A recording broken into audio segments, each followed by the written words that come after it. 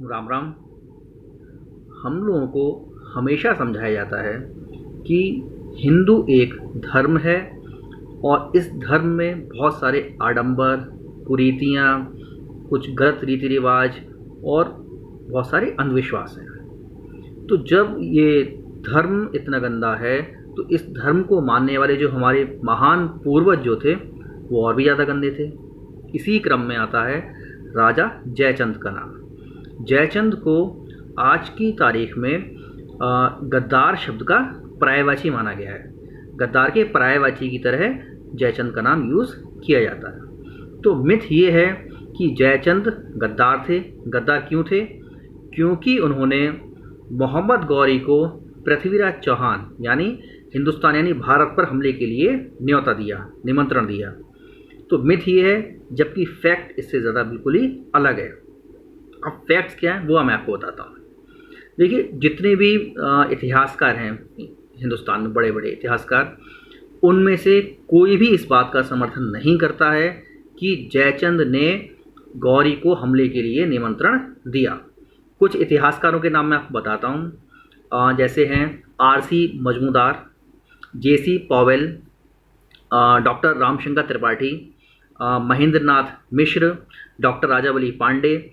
इनमें से कोई भी ये क्लियर कट लिखते हैं कि जयचंद ने गौरी को हमले के लिए न्योता नहीं दिया था। तो मेरी बात मत मानिए, इन इतिहासकारों की बात मानिए। जयचंद गद्दार नहीं थे।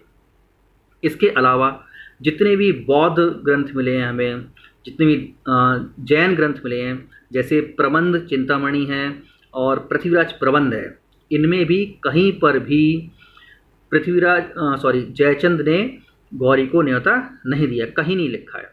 बौद्ध ग्रंथों में नहीं है, जैन ग्रंथों में नहीं है, किसी भी जो हिंदू साहित्य है पृथ्वीराज रासो के अलावा जो प्रमाणिक है, पृथ्वीराज रासो प्रमाणिक ग्रंथ नहीं है। इस पे मैं फर्दर एक अलग सी वीडियो बनाऊंगा, लंबा टॉपिक है। तो जो भी हिंदू प्रमाणिक ग्रंथ हैं, जो ऐतिहासिक ग्रंथ हैं, साहित्यिक ग्रंथ हैं, जैसे कि रंभामंजरी है, हमीर महाकाव्य है, पृथ्वीराज प्रबंध है, प्रबंधकोश है, कहीं पर भी ये नहीं लिखा हुआ है कि जयचंद ने गौरी को न्योता दिया हमला करने के लिए। इसके अलावा जितने भी मुस्लिम इतिहासकार हुए या जितने भी मुस्लिम यात्री वगैरह जो आए, किसी ने भी कहीं भी नहीं लिखा कि जयचंद ने गौरी को न्योता दिया। एग्जाम्पल से बताता हूँ, जैसे तबकात नासिरी है, उसमें भी कहीं नहीं लिखा गया कि जयचंद ने न्योता दिया। 16वीं शताब्दी में तारिक फरिश्ता ने बुक लिखी थी, मोहम्मद कासिम फरिश्ता ने एक बुक लिखी थी, तारीख ए फरिश्ता। उस बुक में भी कहीं नहीं लिखा हुआ है कि जयचंद ने गौरी को बुलाया हमला करने के लिए। इब्न नसीर ने लिखी थी कामिल उल तवारिख, फारसी ग्रंथ हैं, उसमें भी कहीं नहीं लिखा है कि जयचंद ने गौरी को बुलाया। कोई इतिहासकार नहीं मानता, कोई मुस्लिम लेखक नहीं मानता, कहीं किसी साहित्य में इसका जिक्र नहीं है जो प्रमाणिक साहित्य है। ठीक है, रासों की बात नहीं कर रहा हूँ, कहीं भी नहीं लिखा। अब सबसे ज़्यादा प्रमाणिक जो ग्रंथ है वो है पृथ्वीराज विजय। 1876 में वूलर ने इसको खोजा था, हालांकि ये बहुत ज़्यादा क्षतिग्रस्त था। ये सबसे ज़्यादा प्रमाणिक ग्रंथ माना जाता है पृथ्वीराज के जीवन काल के समय का, क्योंकि इसमें जितनी भी बातें लिखी गई हैं सारी इतिहास से सम्मत हैं। सब ऐतिहासिक बातें इसमें लिखी हुई हैं और इतिहास से मेल खाती हैं। पृथ्वीराज विजय जो है वो कश्मीर की कविता जैनिक उसने लिखी है ये, और इस पुस्तक में भी कहीं भी ये नहीं लिखा है कि जयचंद ने गौरी को हमला करने के लिए निमंत्रण दिया। ये पुस्तक जो है 1191 के बाद और 1192 से पहले लिखी गई है। दैट मीन्स ये है कि तराई की पहली लड़ाई जब पृथ्वीराज ने जीत ली थी उसके बाद लिखी गई है। पृथ्वीराज विजय में तरावड़ी की दूसरी यानी तराई की दूसरी लड़ाई का जिक्र नहीं, यानी उससे पहले लिखी गई है। तो यही एकमात्र ऐसी पुस्तक है जो उस समय के ऐतिहासिक साक्ष्यों को दिखाती है, और इसमें भी कहीं कुछ ऐसा नहीं लिखा है कि जयचंद ने गौरी को बुलाया। तो पहला मिथ तो ये था कि जयचंद ने गौरी को बुलाया, जो कि बिल्कुल ही निराधार है, कोई इस बात को नहीं मानता। जबकि इसके अलावा जो है रंभामंजरी है, और विद्यापति ने लिखी थी पुरुष परीक्षा। इसमें पुरुष परीक्षा और रंभा मंजरी में तो ये बताया है कि जयचंद यवनों का नाश करने वाला था।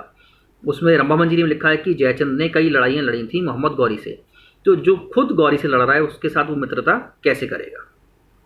अब फर्दर आगे की बात करते हैं। ये बताया जाता है कि जयचंद ने गौरी को क्यों बुलाया। अगला मिथ जो है, क्योंकि उसकी पृथ्वीराज चौहान से दुश्मनी थी। अब पृथ्वीराज चौहान सही चाहे जयचंद सही, दोनों ही राजा जीवन भर लड़ाई लड़ते रहे, चाहे उनकी किसी से दुश्मनी थी या नहीं थी, लेकिन दोनों हमेशा युद्ध करते रहे। उन्होंने अपने पड़ोसियों को कभी चैन से जीने नहीं दिया। तो जो राजा बगैर किसी दुश्मनी के युद्ध कर रहे थे, वो राजा जिनके बीच में दुश्मनी होती थी वो युद्ध नहीं करते। लेकिन इतिहास में, मैं चैलेंज दे रहा हूँ, कोई भी इतिहासकार बता दे मुझे, इतिहास में जयचंद और पृथ्वीराज चौहान के बीच में कभी भी कोई भी युद्ध नहीं हुआ। इतिहास में कहीं जिक्र नहीं है। दैट मीन्स ये कहानी कि दोनों के बीच में शत्रुता थी, वैमनस्य था, ये बिल्कुल ही गलत है। दोनों के बीच में कोई शत्रुता नहीं थी। बगैर शत्रुता के तो दोनों ने इतने युद्ध लड़ मारे, तो अगर उनके बीच दुश्मनी होती तो कोई युद्ध नहीं होता क्या? युद्ध हुआ ही नहीं। दैट मीन्स कोई भी उनके बीच में वैमनस्य का भाव नहीं था। अगला मिथ ये बताया जाता है कि उनके बीच में ये सारी चीज़ें आती हैं रासों से आती हैं, पृथ्वीराज रासों से, जो एक प्रमाणिक ग्रंथ नहीं है, ध्यान रखिएगा। तो अगली बात ये बताई गई कि उनके बीच में वैमनस्य क्यों था। क्योंकि संयुक्ता जो जयचंद की पुत्री थी, जयचंद की पुत्री संयुक्ता का प्रेम संबंध था पृथ्वीराज चौहान से, और वो उसे पसंद नहीं करते थे। तो हमारे यहाँ तो जो है स्वयंवर की प्रथा हजारों सालों से चली आ रही है। पृथ्वीराज चौहान जो है योग्य थे, प्रतापी थे, तो जयचंद को क्या आपत्ति होगी भाई, वो शादी कर देते उनसे, और उनके प्रेम संबंध थे। तो फिर इसमें ये बताया गया कि शादी इसलिए नहीं हो सकती थी क्योंकि दोनों मौसेरे भाई बहन थे। इट मीन्स कि जयचंद की माँ यानी जयचंद के पिता विजयचंद्र की पत्नी और पृथ्वीराज चौहान की माँ यानी पृथ्वीराज चौहान के पिता सोमेश्वर की पत्नी दोनों सगी बहनें थीं। इसलिए वो आपस में संबंधी थे, रिलेटिव थे, इसलिए उनकी शादी आपस में नहीं हो सकती थी।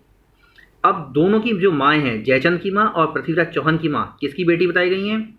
वो बेटी बताई गई हैं महाराज अनंगपाल की, जो दिल्ली के राजा थे। अब महाराज अनंगपाल के विषय में हमें सारा लिखित इतिहास मिलता है। महाराज अनंगपाल द्वितीय, 2 अनंगपाल हुए।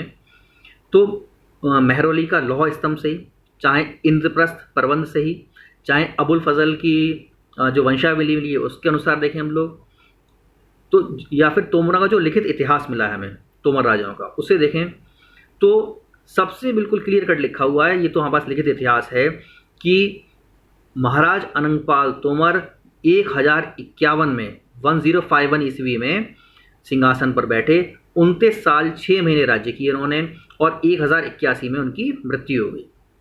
उन महाराज अनंगपाल की पुत्रियां जयचंद और पृथ्वीराज की माँ थीं। तो आप सोचिए, जिस राजा की मृत्यु 30 साल राज्य करने के बाद पृथ्वीराज चौहान के जन्म से भी 100 साल पहले हुई हो, कोई राजा पृथ्वीराज चौहान के जन्म से भी 100 साल पहले मर गया हो, उसकी बेटी पृथ्वीराज चौहान की माँ कैसे हो सकती है?